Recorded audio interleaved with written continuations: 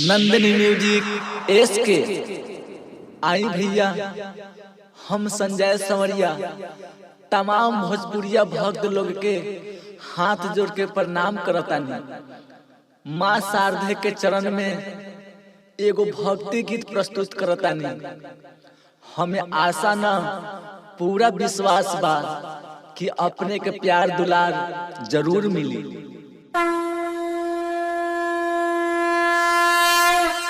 प्रेम से बोली सरस्वती मैया की म्यूजिक बाय संजय संवरिया।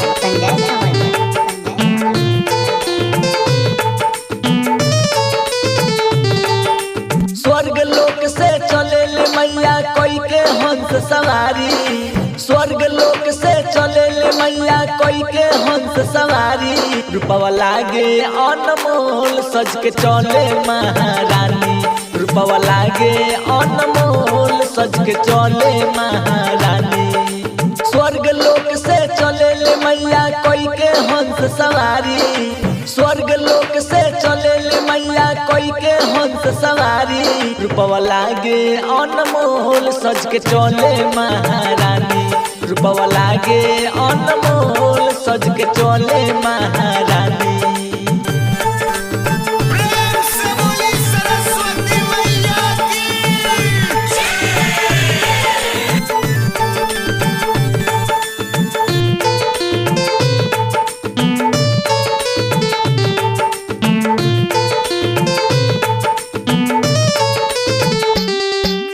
मोहनी मूरतिया लागे सुरतिया हाथ में बीना धारी। चम चम चम के माई के बिंदिया हर घर मैया पुजाली। हर घर मैया पुजाली, हर घर मैया पुजाली। मोहनी मूरतिया लागे सुरतिया हाथ में बीना धारी। चम चम चम के माई के बिंदिया हर घर मैया पुजाली। भाग खुलेला उनकर जे भी मैया के पौआ पखारी। भाग खुलेला उनकर जे भी मैया के पौआ पखारी। रूपवा लागे अनमोल सज के चले महारानी। रूपवा लागे अनमोल सज के चले महारानी। Nandini recording studio, Bajrang Chowk, Basantpur.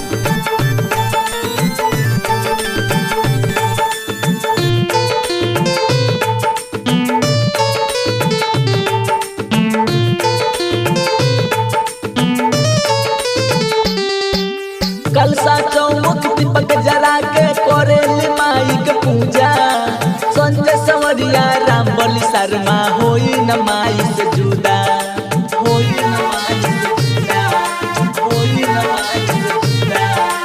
कलसा चौमुख दीपक जरा के करेली माई के पूजा। संजय संवरिया राम बलि शर्मा होई न माई से जुदा। पंडित बोला के पूजा करा के रात भर वेद उचारी। पंडित बोला के पूजा करा के रात भर वेद उचारी। रूपवा लागे अनमोल सज के चले महारानी। रूपवा लागे अनमोल सज के चले महारानी। स्वर्ग लोक से चले ले मैया कोई के हंस सवारी।